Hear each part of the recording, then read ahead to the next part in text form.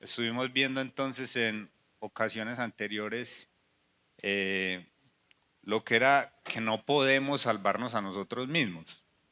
El tema de la salvación, no podemos salvarnos por nuestros propios méritos. Es algo que es imposible. Espérate que se desatrasen todos ahí. Mientras que la vida cristiana también es algo que en nuestras propias fuerzas no podemos hacer. No podemos hacer. Debemos depender siempre, siempre del Señor. Habíamos quedado en la pregunta número 7 que dice, está basado pues en Juan capítulo 15, donde está ese símil entre una planta, cuando el Señor Jesucristo dijo, yo soy la vid, ustedes son los pámpanos. Sencillamente entonces no podemos solos, no podemos solos. Es cuando dependemos del Señor, cuando cultivamos esa íntima comunión con Dios, con el Señor, que podemos vivir la vida cristiana de una manera triunfante. Habíamos dicho que permanecer en Cristo entonces significa gozar de íntima comunión con Él, gozar de íntima comunión con Él. Esa figura de la planta entonces nos habla de dependencia. Sabemos que si cogemos una ramita de un árbol, la arrancamos, pues esa ramita que dependía de todo el resto de la planta, del tallo, del tronco, de las raíces, pues no va a producir fruto. Es muy bonito entonces esa figura y les había mencionado lo que dice Levítico capítulo 25, leamos del 1 al 3. Levítico 25.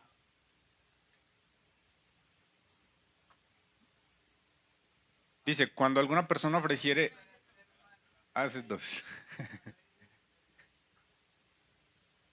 Lo habló a Moisés en el monte de Sinaí diciendo, habla a los hijos de Israel y diles, cuando hayáis entrado en la tierra que yo os doy, la tierra guardará reposo para Jehová. Y mira el versículo 3. 6 años sembrarás tu tierra y 6 años podarás tu viña y recogerás sus frutos. Entonces, este tema de la poda va muy ligado al tema de los frutos. Y entonces es muy bonita esa relación comparada a lo que es la relación de nosotros con el Señor, para servir al Señor, porque claro, el Señor va quitando cositas de nosotros, ¿cierto? Que no son agradables, que no tienen consecuencias positivas, Él va quitando esas cositas y en la medida que Él va quitando esas cositas, vamos a dar mucho más fruto. Es muy bonita esa figura entonces de la poda y el fruto y es algo que Dios hace en nosotros. La pregunta número 8 dice, basada en Santiago capítulo 4, versículos 6 al 7.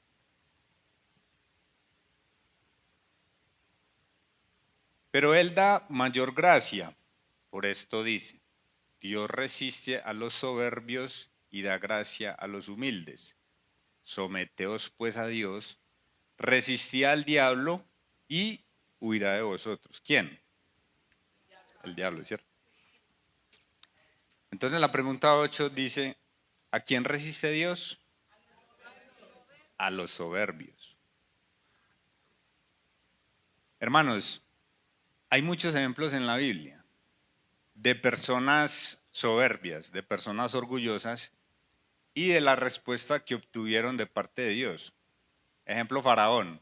¿Se acuerdan? Faraón, todo orgulloso, yo no conozco a Jehová, no me importa nada.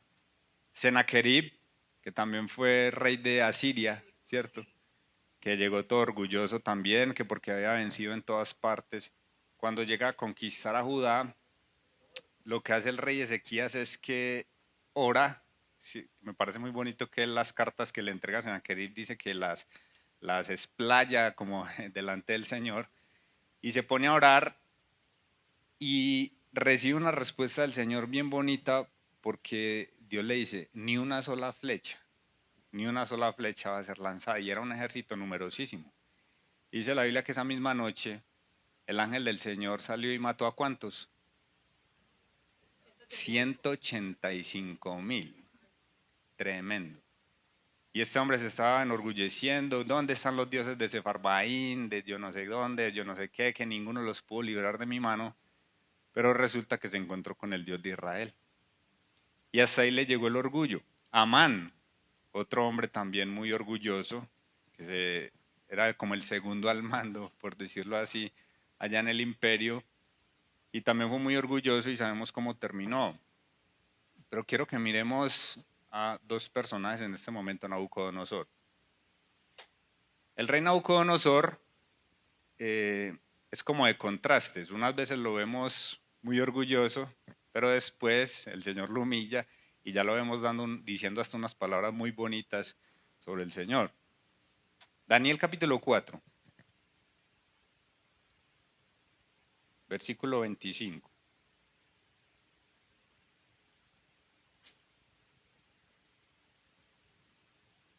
Vamos a leer hasta el 33.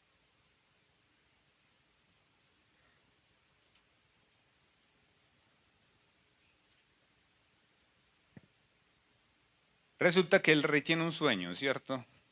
Nadie se lo puede interpretar. Después llega Daniel, pues, y le dice que de parte de Dios él se lo va a interpretar. Y dice así, le dije el del 25, ¿cierto? 24. Esta es la interpretación, oh rey, y la sentencia del Altísimo que ha venido sobre mi señor el rey, que te echarán de entre los hombres y con las bestias del campo será tu morada, y con hierba del campo te apacentarán como a los bueyes, y con el rocío del cielo serás bañado, y 7 tiempos pasarán sobre ti, hasta que conozcas que el Altísimo tiene dominio en el reino de los hombres y que lo da a quien él quiere.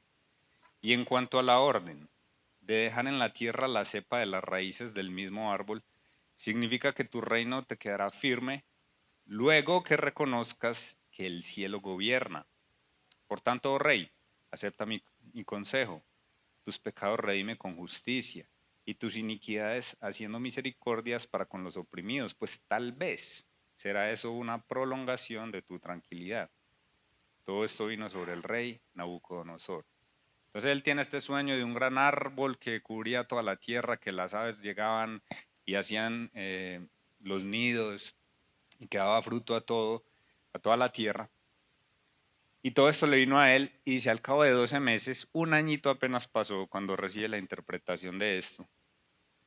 Y él estaba paseando en el palacio real de Babilonia. Habló el rey y dijo, ¿no es esta la gran Babilonia que yo edifiqué para casa real con la fuerza de mi poder y para gloria de mi majestad? Tremendo orgullo en este hombre. Y dice el versículo 31, aún estaba la palabra en la boca del rey cuando vino una voz del cielo.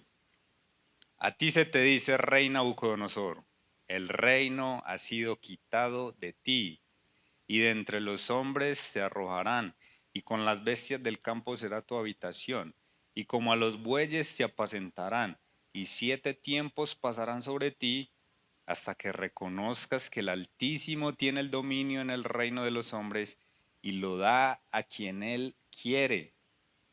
En la misma hora se cumplió la palabra sobre Nabucodonosor, y fue echado entre los hombres, y comía hierba como los bueyes, y su cuerpo se mojaba con el rocío del cielo hasta que su pelo creció como plumas de águila y sus uñas como las de las aves. Ese hombre se levantó una mañana en las mejores camas, la mejor cama de Babilonia, me imagino yo la tela de las sábanas y todo esto, y se fue a dormir con las bestias del campo, por orgullo, por orgullo. Tremendo como Dios resiste a los soberbios. Pero se queda uno más impactado con el orgullo humano, hermanos, sabiendo la historia del hijo del nieto. Hay unos estudiosos que dicen que Belsasar fue hijo, otros dicen que fue nieto, pero él conocía esta historia y mira lo que pasó también en el capítulo 5. Hay un pintor del siglo XVII, se llama Rembrandt, él era cristiano, y me encantan las pinturas de él porque el hombre logra como reflejar lo que es casi como una foto, como reflejar la imagen. Él tiene una imagen que se llama El festín de Belsasar.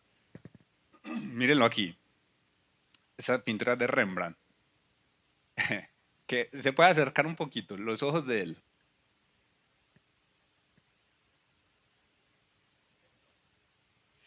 Sí, me encanta esos ojos, esa mirada de susto, de miedo que él tiene, porque no logramos imaginar eso. Ellos ahí en una fiesta, festejando, compartiendo, bebiendo licor, y de un momento a otro que aparezca una mano ahí en la pared escribiendo algo. Eso es algo que es impresionante. Miren la cara de las personas. Me encanta cómo él logra reflejar todo eso. Y los ojos de él, mira, mira el susto que logra transmitir ahí cuando él está mirando eso. Es algo impresionante. El festín de Belsasar. Si algún día van a Países Bajos, a Ámsterdam, vayan y visiten el Museo de Rembrandt, que él tiene muchos cuadros de imágenes bíblicas. También cuando están los discípulos en la tormenta, también es algo bien precioso. Y él incluso, no hay 12 discípulos, sino 13, él también se pinta ahí. Resulta entonces, dice el capítulo 5, miremos versículos del 1 al 6. El rey Belsasar hizo un gran banquete a 1000 de sus príncipes y en presencia de los 1000 bebía vino.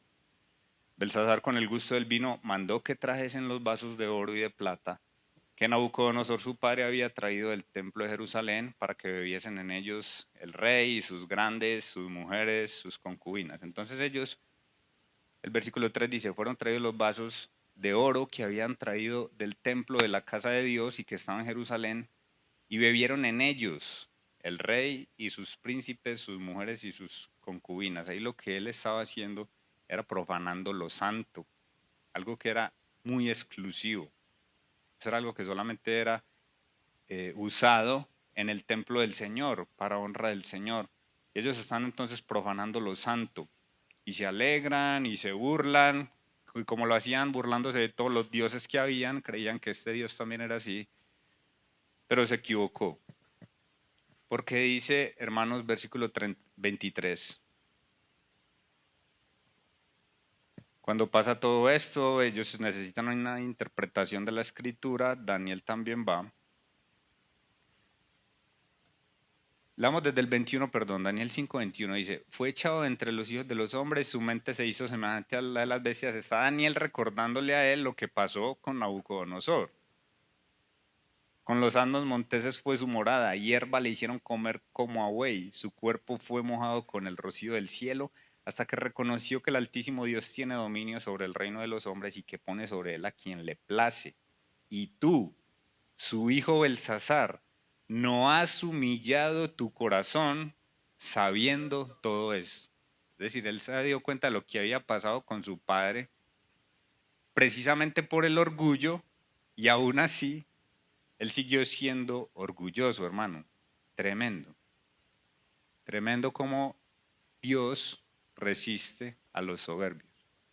Muchas veces nosotros podemos caer en eso, hermanos, y cómo vamos a pretender que no vamos a salir con la nuestra. No lo vamos a hacer. En Lucas capítulo 1, versículo 38. Bueno, ahí mirando la segunda parte de la pregunta 8 dice, en lugar de decir soy capaz, tengo habilidades, ¿cuál debe ser su actitud ante Dios?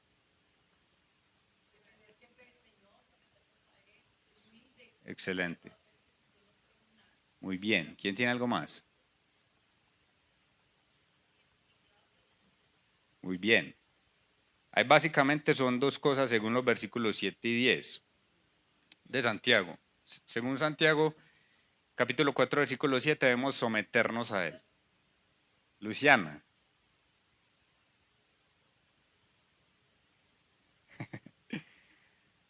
Según Santiago 4:7 debemos someternos a Él y según el versículo 10 debemos humillarnos ante Él, delante de Él, ¿cierto? Esa debe ser nuestra actitud ante Dios, someternos a Él y humillarnos ante Él. Mire cómo se sometió la Virgen María a la palabra de Dios, Lucas 1:38. Entonces María dijo, he aquí la sierva del Señor, hágase conmigo conforme a tu palabra. Eso es someterse a Dios. Eso es someterse a Dios, hermanos. Romanos capítulo 6, versículo 13.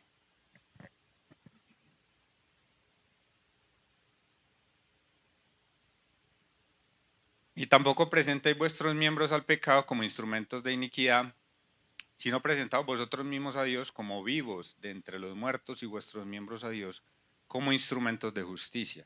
Señor, aquí está mi cuerpo, aquí estoy yo, Señor, ¿qué quieres que yo haga? Eso es someterse al Señor.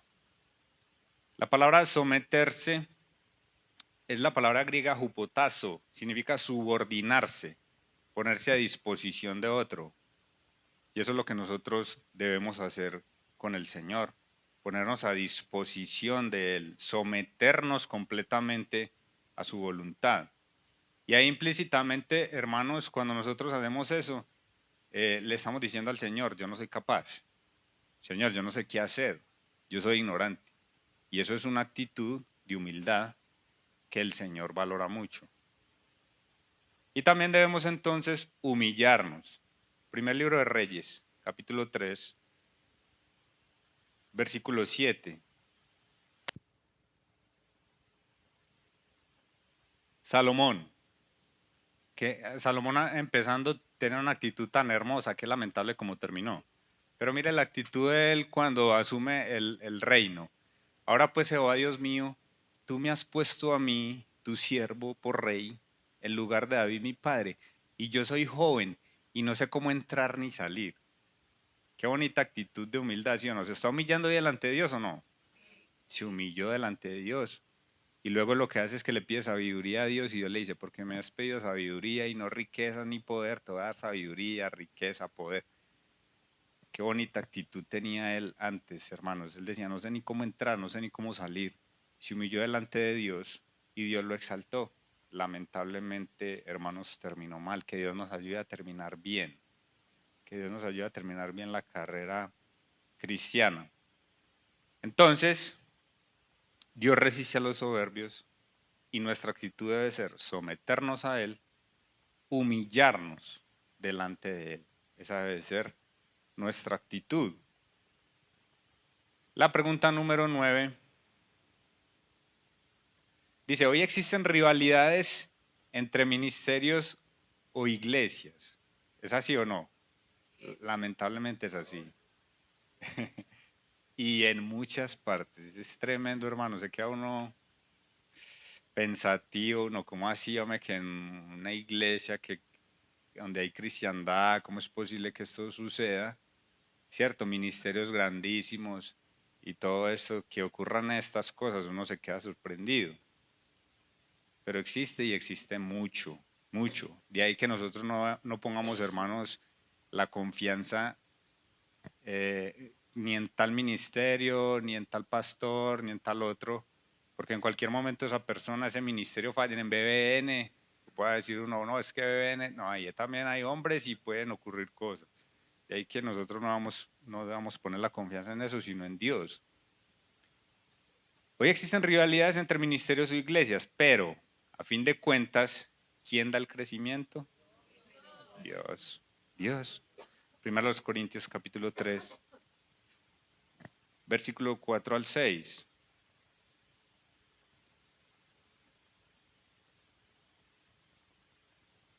Porque diciendo el uno, yo ciertamente soy de Pablo y el otro yo soy de Apolos, ¿no sois carnales?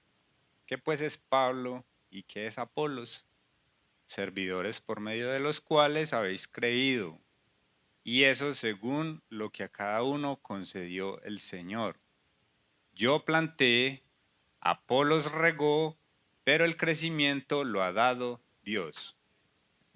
Nuevamente, hermanos, no solamente el Señor Jesucristo entonces utiliza la figura de la planta, sino que también Pablo la utiliza, porque es una figura que habla mucho de lo que es el crecimiento espiritual.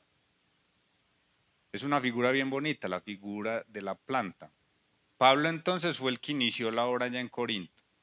Si miramos, por ejemplo, en Hechos, capítulo 18, vemos cuando él empieza la obra ya en Corinto. Hechos 18, leamos desde el 4.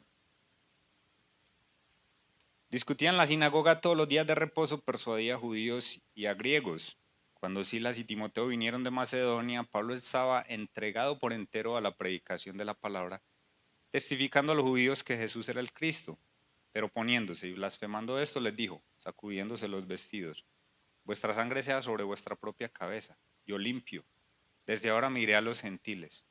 Y saliendo de allí se fue a la casa de uno llamado Justo, temeroso de Dios, la cual estaba junto a la sinagoga. Y Crispo, el principal de la sinagoga, creyó en el Señor con toda su casa, y muchos de los corintios oyendo creían y eran bautizados. Entonces el Señor dijo a Pablo en visión de noche: no temas, sino habla y no calles, porque yo estoy contigo y ninguno pondrá sobre ti la mano para hacerte mal, porque yo tengo mucho pueblo en esta ciudad. Y se detuvo allí 1 año y 6 meses enseñándoles la palabra de Dios. Entonces Pablo es el que inicia como la obra allá, y Corinto representa para Pablo como un punto de inflexión, en el sentido de que aunque él había sido llamado para servir a los gentiles, él tenía un modus operandi, por decirlo así, y era que siempre que llegaba a un lugar, él primero iba a los judíos.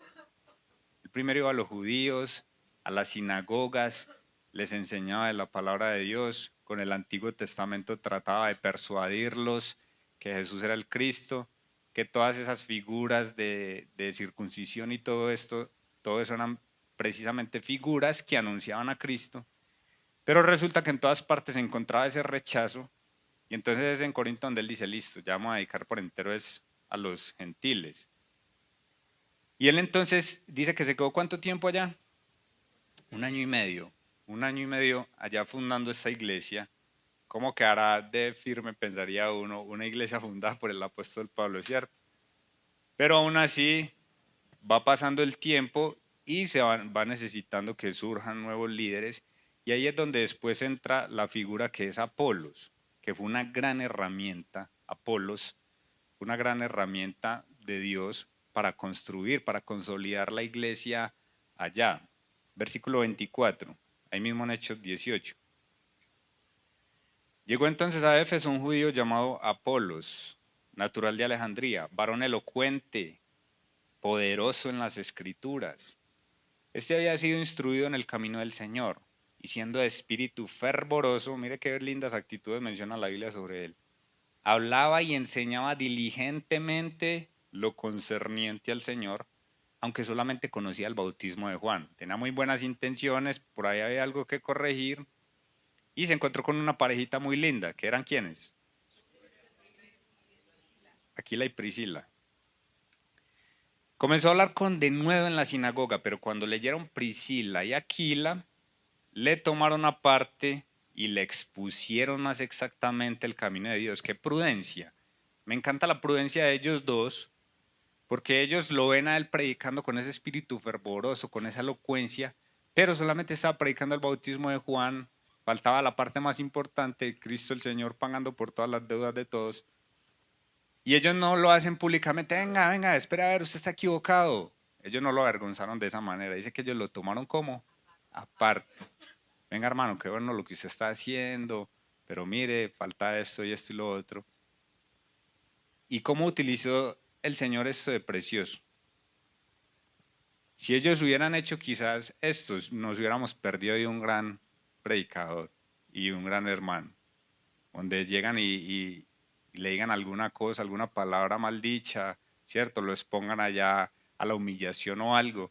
Quizás nos hubiéramos perdido de un gran instrumento del Señor, pero ellos fueron muy prudentes, les pusieron más exactamente el camino de Dios, y el Señor lo utilizó. Queriendo él pasar a calle, los hermanos le animaron y escribieron a los discípulos que le recibiesen.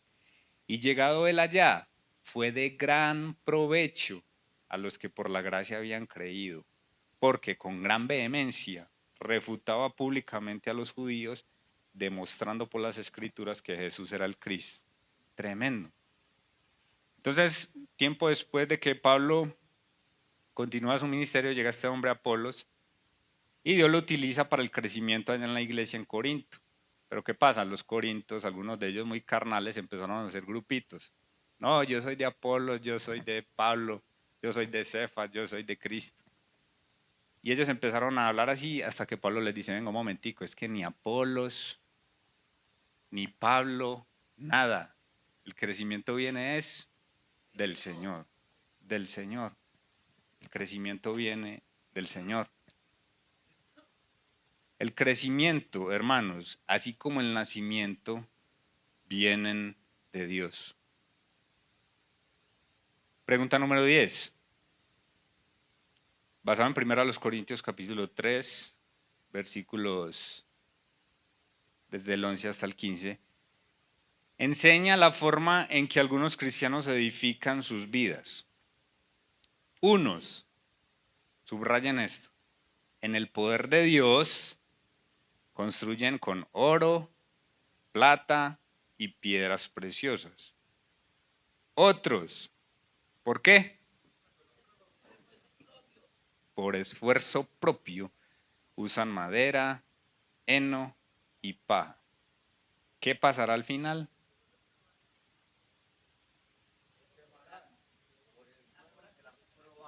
Muy bien. ¿Quién más? Así es, excelente. ¿Pero qué pasan con los primeros tres materiales? No, los primeros tres. Permanecen. Y los otros, ahí en el orden que aparecen aquí, perecen. Perecen. Vamos allá. Vamos allá primero a los Corintios. 3:11, sí, señor.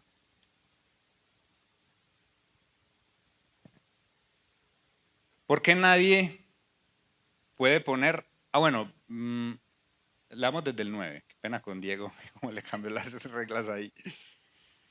Porque nosotros somos colaboradores de Dios y vosotros sois labranza de Dios, edificio de Dios. Conforme a la gracia de Dios que me ha sido dada, yo como perito arquitecto puse el fundamento y otro edifica encima. Pero cada uno mire cómo sobreedifica. Porque nadie puede poner otro fundamento que el que está puesto, el cual es Jesucristo. Entonces aquí pasa algo. Él venía utilizando una figura que les mencioné ahorita, que era la figura de qué? De una planta que crece. Y ahora pasa otra figura. Pablo era muy buen maestro, los maestros utilizan figuras para enseñarle a uno, a los maestros que hay aquí. Esta semana que pasó fue el Día del Maestro, Dios los bendiga, maestros. Feliz día. Resulta que... no lo felicito más. Entonces él ya pasa de la figura de la planta, ahora utiliza una figura de un edificio. ¿Qué se necesita para construir un edificio? Primero que todo un fundamento bueno, la cepa, ¿cierto? Las bases. Y entonces él utiliza esto y dice, el fundamento es Cristo, el fundamento es Cristo, nadie puede poner otro fundamento. Él es Jesucristo. Y ya dice en el versículo 12, y si sobre este fundamento alguno edificare oro, plata, piedras preciosas, y ya después utiliza madera, heno, hojarasca. La obra de cada uno se hará manifiesta porque el día la declarará, pues por el fuego será revelada y la obra de cada uno, cual sea, el fuego la probará. Ustedes recuerdan, yo sé que todos lo recuerdan, el cuento de los tres cerditos, ¿cierto? ¿Se acuerdan? Cuando los tres cerditos están apurados, va cada uno a construir una casita porque el lobo los está persiguiendo. El menor construye, el menor va a lo fácil, a lo básico. Se construye una cajita de qué? Una casita de paja. De paja. Fácil, rápido. Y él creía que esto lo iba a proteger. El medianito, el que está un poquito más grandecito, de pronto pensó, no, paja, eso lo veo como muy débil. Madera, yo voy a utilizar madera. Se construye su casita de madera. Y el más grandecito, quizá un poco más experimentado, dice, no, esto no creo que dure mucho, yo voy a construir entonces ¿con qué? Con ladrillos, y se construye su casa. Llega el lobo, empieza a soplar en la casita de paja y eso no se demoró nada. Sale corriendo el cerdito para la casa del segundo hermano. Llega el lobo allá también, empieza a soplar bien duro, tumba la casita de madera y salen los dos disparados para la casita del tercer hermano. Y ya luego en esa casa de ladrillos, ahí se cansó de soplar y de soplar y le tocó irse. Y así muchas veces somos nosotros, hermanos. Cuando construimos en nuestras propias fuerzas, estamos haciendo eso. Estamos haciendo casitas de paja. Estamos haciendo casitas de madera. Que llega el enemigo y en cualquier momento nos deja vulnerables. El fundamento entonces es Cristo, es un fundamento inamovible. El fundamento es necesario. Es el único, Él es fundamental. Eso es lo que se necesita para una iglesia, Cristo el Señor. El resto nadie más. Don necesario, les contaba la otra vez la historia de este hombre que le está preguntando a unos hermanos que dan una conferencia en España, y el doctor Francisco Lacueva le mandan una pregunta en un papelito y decía, ¿qué hacer en caso de que un pastor deje abandonada una iglesia? Le preguntaron a él. Y el viejito se para y dice, el único necesario en la iglesia es Jesucristo. Don necesario murió hace 2000 años, les dijo el Señor. Y es así, hermanos, Él es el único. Entonces se menciona pues estos 6 tipos de materiales, 3 que perduran y 3 que perecen muy fácilmente. Las piedras preciosas indican durabilidad, indican belleza. Ustedes recuerdan, por ejemplo, en el tabernáculo, había muchas de esta figura cuando el pueblo de Israel va a ofrendar algo y Dios utiliza estas figuras, estas piedras preciosas. En el templo también se utilizaron muchos materiales preciosos, el oro, casi todo era de oro, ¿cierto? Y esto indica entonces dureza, durabilidad, perduran. La ciudad futura también. Allá en Apocalipsis dice que es una ciudad que sus puertas, sus columnas, está construida en oro, en piedras preciosas, son mencionadas allá. Y esto lo que indica es esto. Primer libro de Reyes, capítulo 10, versículo 1 y 3. 1 al 3, perdón.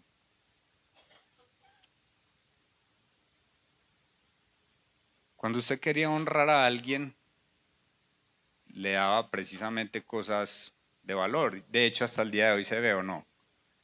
Cuando el hombre quiere conquistar a la dama, cuando le va a proponer matrimonio, él no le regala un anillito de madera, ¿o sí? ¿Cierto que no? Ni de cartón, ni de paja. Una moneda de chocolate. Lo hace con oro, simbolizando todo esto que él quiere hacer con él, que quiere algo que perdure por toda la vida. Lo que él quiere hacer con ella, perdón. Entonces está la reina de Sabá, va a visitar a Salomón. Dice, oyendo la reina de Sabá la fama que Salomón había alcanzado por el nombre de Jehová, vino a probarle con preguntas difíciles. Y vino a Jerusalén con un séquito muy grande. Y mire lo que ella traía, con camellos cargados de especias y oro en gran abundancia y piedras preciosas. Y cuando vino a Salomón, le expuso todo lo que en su corazón tenía. Me parece muy bonito que esté ligado ahí las piedras preciosas y también el que menciona que le expuso todo lo que el corazón tenía. Ella fue una mujer sincera delante de él. Ella no va a probarlo a él como para decirle, lo voy a poner en ridículo, sino que va a probarlo a él porque ella genuinamente quería saber que todo lo que le habían dicho era verdad. Un corazón sincero también está ligado a una piedra preciosa. Cuando alguien le abre a usted el corazón, cuando usted es sincero con alguien, esa persona le está dando algo como una piedra preciosa y debemos ser cuidadosos ahí. Y cuando nosotros vamos al Señor en oración, le exponemos todo lo que hay en nuestro corazón. El Señor también ve eso como una piedra preciosa. Hermanos, delante del Señor, ¿qué vamos a pretender engañarlo? Delante de Él debemos exponer realmente nuestro corazón. Piedras preciosas y exponer su corazón. Honestidad, hermanos. Mientras que los otros materiales, en el sentido como están ordenados allá en la primera epístola de Pablo a los Corintios, se esfuman uno más rápido que el otro. Heno, madera, hojarasca. O están en ese orden, ¿cierto? Madera, heno, hojarasca. Madera dura un poquito más, ¿cierto? Se la prende, dura ahí un momentico, pero también a los minutos está un carbón ahí. El heno se consume rapidito y la hojarasca en segundos. Mucho cuidado con el material que estamos construyendo, hermanos. Y otro elemento que también quiero resaltar ahí, el que miramos ahí en 1 Corintios, es el fuego. El fuego simboliza, como les mencionaba en otra oportunidad, ¿qué? La presencia de Dios. ¿Recuerdan cuando vimos a Moisés, la zarza ardiente? El fuego simboliza la presencia de Dios, pero también simboliza una respuesta de Dios. Elías, los 400 profetas de Baal. ¿Hasta cuándo claudicaréis entre dos pensamientos? Si Baal es Dios, vamos a servirle a él, pero si el Señor es Dios, vamos a servirlo a él. Entonces les dice, traigan pues un buey, yo me traigo otro, prepárenlo, y el Dios que responda, ese es Dios. Me encanta mucho ese pasaje, como Elías se burla de ellos, ¿cierto? Griten más duro, de pronto está durmiendo. Y dice la Biblia que ellos estuvieron muchas horas allá invocando a Baal. Baal, responden, se cortaban incluso, hermanos, tremendo, lo que es la idolatría. Y Baal respondió, nunca. Cuando él ve que ya está muy cansado, dice, bueno, me toca a mí. Se remanga su ropita, coge el buey, lo pica, lo prepara, échenle agua. Y manda incluso a hacer como una zanja. Mojen eso. Otra vez, sí, otra vez. 3 veces hace mojar, dice que hasta esa zanja quedó llena de agua. Y él invoca al Señor, inmediatamente como respondió el Señor, con fuego, que consumió todo, hasta las piedras, y lamió toda esa agua, hermanos. Entonces el fuego también simboliza una respuesta de Dios. Simboliza también ofrenda o juicio, pero también lo vemos en las Escrituras como un elemento purificador. El fuego es un elemento purificador. Números. El libro de Números, capítulo 31.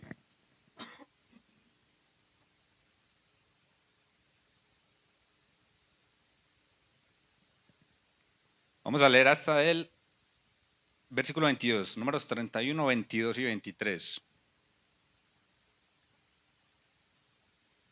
Dios le está dando la orden de que vayan, conquisten un lugar, pero resulta que el botín, lo que ellos conquistaban, tenía que pasar por un proceso de purificación.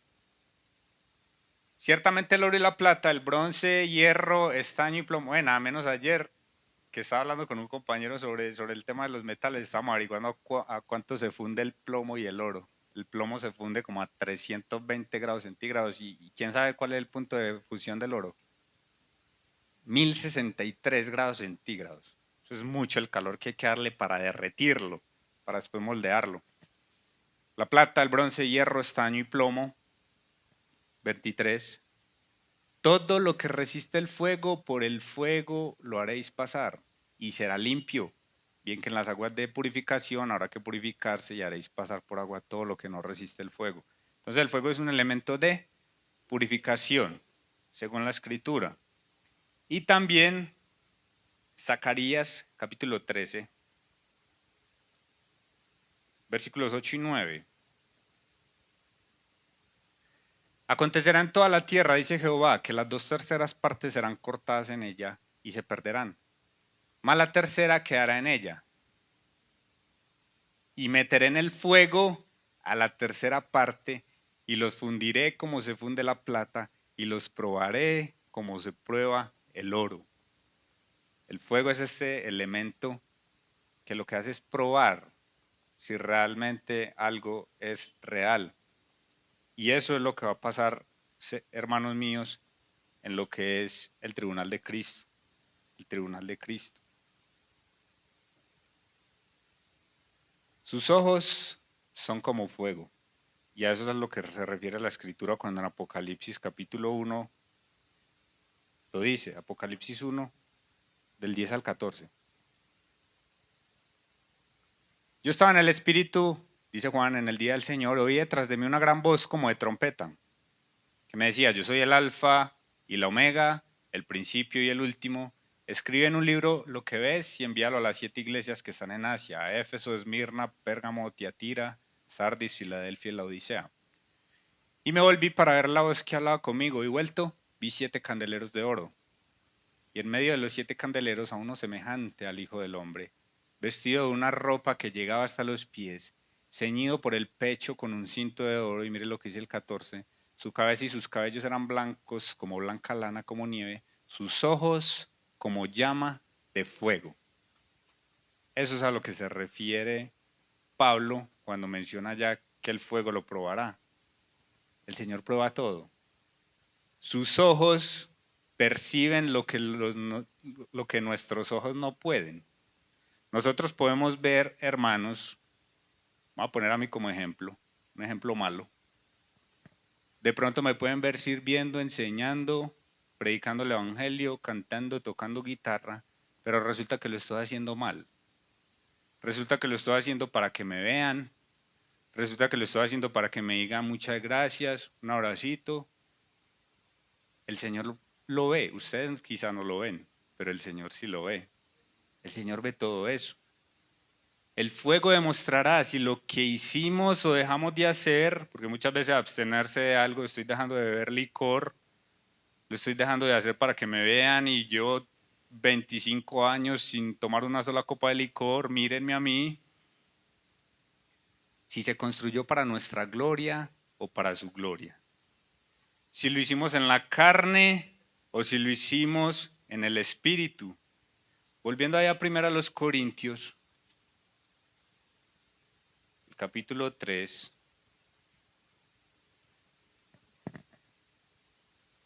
¿A dónde terminé de leer? En el 12 creo.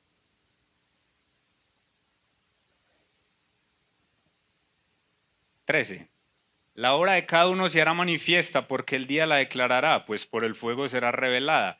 Y la obra de cada uno, sea cual sea, el fuego la probará. Si permaneciere la obra de alguno que sobreedificó, recibirá recompensa. Si la obra de alguno se quemare, él sufrirá pérdida, si bien él mismo será salvo, aunque así como por fuego. Es decir, aquí no estamos hablando de un juicio de salvación o no, ya estamos en el cielo, en el tribunal de Cristo. Somos creyentes. Pero el tribunal de Cristo sí va a evaluar lo que hicimos, lo que dejamos de hacer, si lo hicimos para nuestra gloria o para gloria de Él. Entonces supongamos que estamos allá. Llego yo, tengo muchas horas, me va a tocar contratar una tractomula para llevar todo este material al tribunal de Cristo. Y de pronto sí, llego allá con una tractomula. Va tapada está encarpadita para que nadie mire la cuestión. Una mula encarpada. Y llego allá con eso. Pero resulta que como todo lo estaba haciendo era para que me vieran, para que me aplaudieran. Cuando pase por el fuego me voy a quedar en quiebra. Supongamos que llega nuestro hermanito Octavio. No lo vimos enseñando, predicando, dando una enseñanza nunca, pero orando siempre por la iglesia, sirviendo al Señor en lo que le tocaba.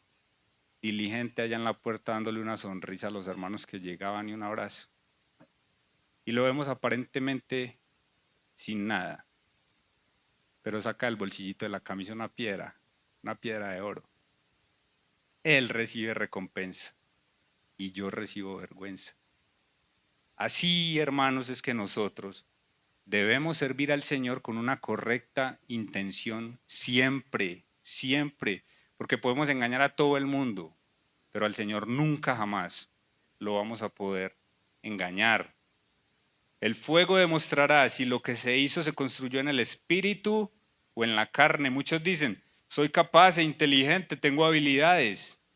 En la carne se puede hacer mucho y hasta construir ministerios, entre comillas, que parecen tener éxito, pero ¿qué permanecerá cuando Dios examine todo? ¿Qué permanecerá? Pregunta 11. Algunas personas califican a su iglesia por su tamaño, mientras más grande mejor. ¿Cree que esta es una buena manera de medir el éxito de un ministerio? ¿Por qué? ¿Sí o no y por qué? ¿Quién me dice? Levante la mano. Hermana Liana.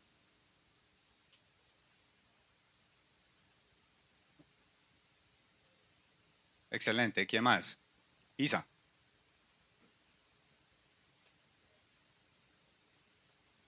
Muy bien. María. Excelente. Hermana Luceleni.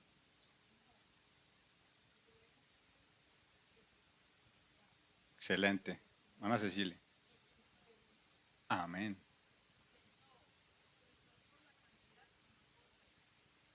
Amén. Marlene.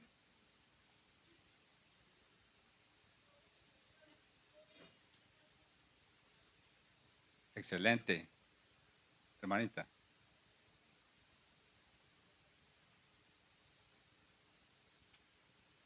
Muy bien. Hermana Miriam. Así es, Judy.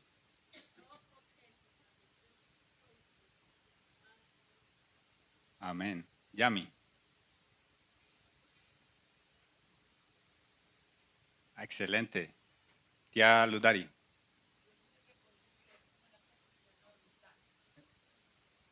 Amén. Vamos a dejar así a la tía Gloria, no.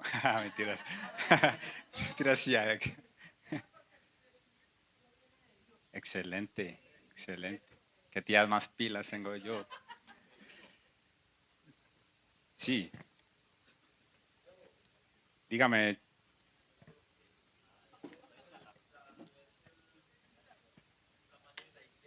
Pizer.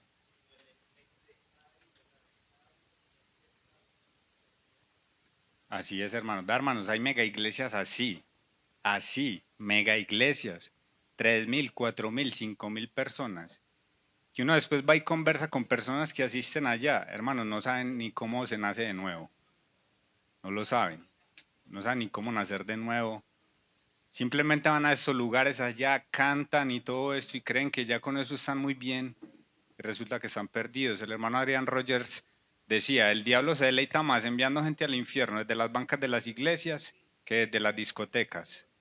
Y sin duda que así lo es, hermanos, lamentablemente. Una iglesia numerosa no garantiza que sea exitosa celestialmente hablando, pues. No lo garantiza. De pronto, según el mundo, uy, sí, es exitosa. Tiene mucha gente. Está manejando billete. Sigue diciendo, no porque no es garantía entonces que sea de Dios. Unos ministerios son obra de Dios. Otros son monumentos de hombres. Otros son monumentos de hombres. Primer libro de Samuel capítulo 15. ¿Ustedes recuerdan cuando Dios le dice a él, le da una orden, vaya y acabe con los amalecitas, con absolutamente todo? Todo es todo. Hombres, mujeres, niños, animales, acabe con todo, con todo. Resulta que el hombre, dejándose llevar muy seguramente por las personas, no vamos a dar estos animalitos para que después ahorita nos vamos a celebrar o algo. Y también le perdonó la vida al rey, que era la cabeza prácticamente, era por donde había que empezar, mejor dicho, había que empezar era por ahí. Le perdona la vida a él y entonces lo que hace el Señor es que el Señor lo rechaza. Que voy a dejar los animalitos para ofrecer sacrificio, ahí cuando el Señor le dice, cuando Samuel le dice, ¿se complace el Señor en sacrificios, en tal y esto? El Señor se complace más en la obediencia, que se le obedezca.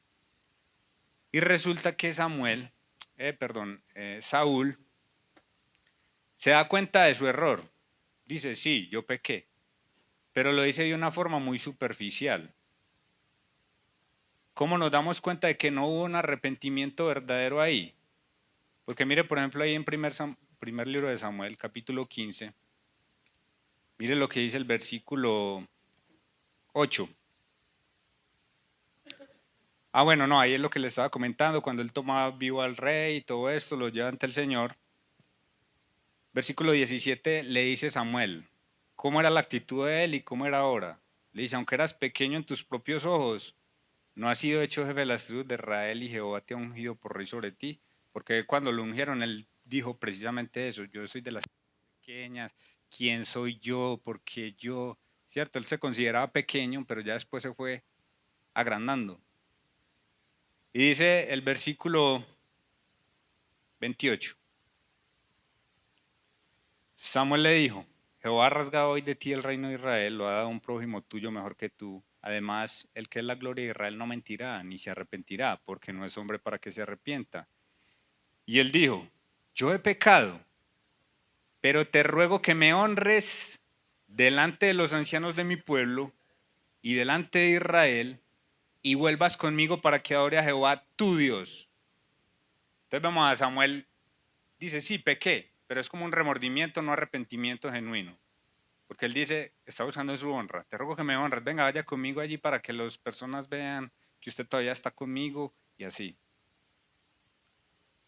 Volvió Samuel tras Saúl y adoró a Jehová. Después dijo Samuel, tráeme a Agag, rey de Amalek, y bueno, y ahí es cuando él lo mata y eso. Pero tremendo, hermanos. Mire cómo él busca ver a su propia gloria, porque en el versículo 12 también dice que él se levantó un monumento. Primer libro de Samuel, capítulo 15, versículo 12, dice, madrugó luego Samuel para ir a encontrar a Saúl por la mañana. Fue dado aviso a Samuel diciendo, Saúl ha venido a Carmel, y aquí se levantó un monumento. Tremendo, este hombre ahí reveló lo que había en su corazón. Buscaba era su propia gloria, buscaba su propia gloria y no la gloria del Señor.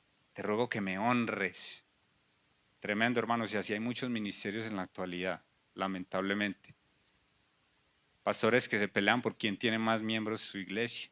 Se jactan de que su iglesia tiene 3.000, mientras que el del otro tiene apenas 1.500. Y así por el estilo, y estos son monumentos de hombres. Y con esto quiero que miremos el recuadro entonces con el que empieza la lección, que dice, escriba falso o verdadero. Si me esfuerzo lo suficiente, ¿puedo ser salvo? Falso, falso, rotundamente.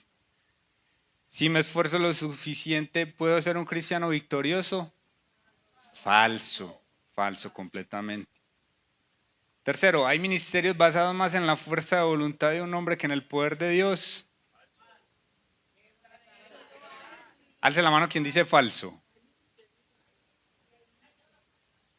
Alce la mano quien dice verdadero. Yo creí que iba a haber unanimidad, pero después poniéndome a pensar, dije, no, aquí va a haber un poquito de polémica. Yo la alzo en los que pusieron falso. Pero entiendo el punto de los que pusieron verdadero. Entiendo el punto por qué. Exacto, exacto. Si vamos a la vida real, hay. Pero según la Biblia, ¿hay algún ministerio que se pueda hacer en nuestras propias fuerzas? No es posible, no es posible. Entonces ese es el punto. De que los hay, los hay. Los hay. Lamentablemente hay gente que lo hace en sus propias fuerzas y aparentemente tienen éxito. Pero vamos a responder conforme a la Biblia, y conforme a la Biblia no dice, por ejemplo, por ahí en el libro de Suponías 3.1, Suponías 3.1, el ministerio de alabanza lo pueden hacer en sus fuerzas. No, no lo hay, ¿cierto que no? No lo hay. Ningún ministerio entonces se debe hacer en nuestras propias fuerzas. Imagínate. Exacto. No, y hay muchos ministerios. Así es.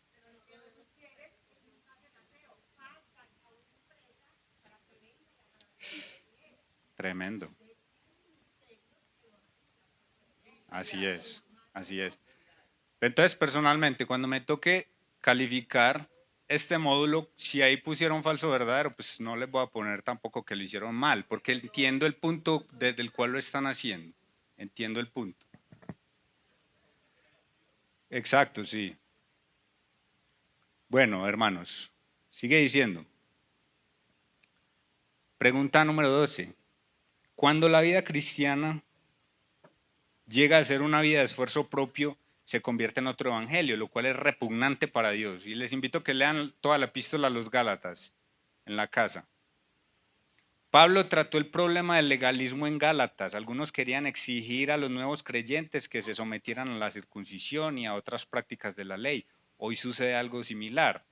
Algunos hermanos, ojo a esto, se sienten superiores a otros porque no cumplen con abstenerse de ciertas medidas, ciertas listas de actividades prohibidas. Presionan a los hermanos con críticas y miedo, avergonzándolos, en lugar de estimularlos a hacer lo bueno. Otros sienten orgullo porque nunca faltan a los cultos, ayunan, oran o leen sus Biblias más que otros, tratan de impresionar a Dios y a otros creyentes. Hermanos, ¿ustedes creen que el Señor se va a impresionar porque nosotros vengamos al culto cada 8 días? Vamos a llegar al Señor. Señor, de todos los domingos que fui cristiano, falté 2 vecesitas porque usted sabe que tenía una enfermedad, pero de resto nunca falté. Como si el Señor no fuera a decir, qué bien, qué bien. Este sí es mi chico. Hermanos, ¿por qué no vamos a creer más que el otro hermano? Porque dejó de venir un domingo u otro sin ni siquiera nosotros saber por qué dejó de venir ese hermano ese día. Hermanos, la vida cristiana se trata de equilibrio, equilibrio, no irnos a los extremos. Gálatas capítulo 5, versículo 1 dice, estad pues firmes en la libertad con que Cristo nos hizo libres. Esa libertad es algo precioso. Esa libertad está ahí en el medio. ¿Qué pasa? Que generalmente en las iglesias cristianas nos vamos para los extremos. En un extremo está el libertinaje. No, Cristo pagó por todo. No puede hacer esto y esto otro porque es que Cristo pagó por todo. Se van a un extremo que es el libertinaje. Ese extremo, hermanos, nos lleva a ensuciarnos en el lodo. Pero resulta que hay otro extremo, que es el extremo del legalismo. Legalismo, ¿cierto? Queremos tener como métodos y cuestiones que nos hacen sentir superiores si las cumplimos. Ya no nos vamos a ensuciarnos en el lodo, sino que ¿sabe qué? Estamos subiendo a una montaña, pero a una montaña de papel. Es una montaña de papel que en cualquier momento se cae. Evitemos entonces, hermanos, los extremos. El legalismo, créeme superior que el otro porque no faltó un culto, porque yo sí sirvo y el otro no. Debemos evitar todo esto, hermanos. Para terminar, la pregunta 13 dice, muchos cristianos dependen de sus obras cristianas, entre comillas, y piensan así, si me esfuerzo más puedo lograrlo. Pensando en lo que he aprendido en esta lección, ¿cuál es el problema con esa afirmación? ¿Quién quiere participar? Hermano John Rafael. Así es, hermana Miriam.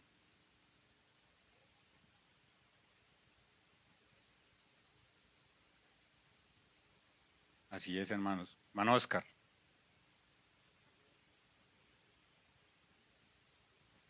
Excelente, excelente. Hermana Cecilia, había levantado la mano.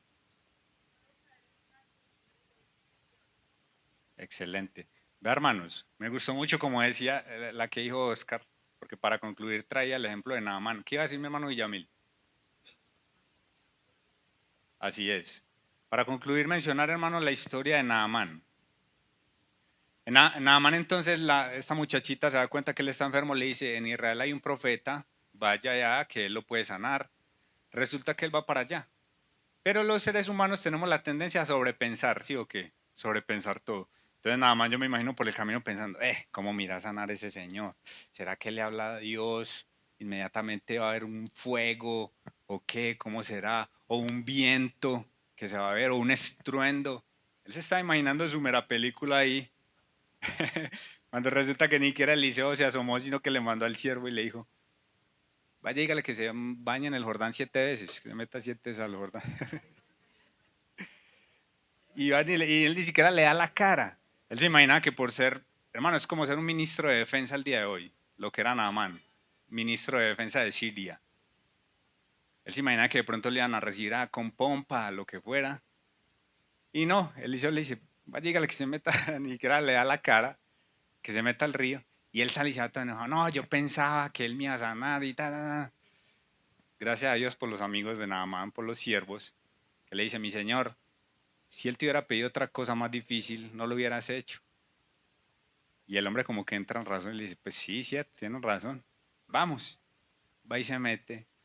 7 veces se zambulle, humillándole el Señor también ahí. Pero esa humillación trae después honra.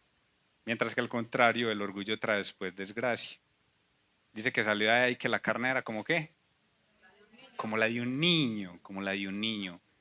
Hermano, no es como yo quiera, no es como yo crea, no es como yo piense. La vida cristiana, hermanos míos, si queremos tener éxito, la debemos hacer a la manera de Dios. Amén. Padre celestial, Dios eterno y soberano,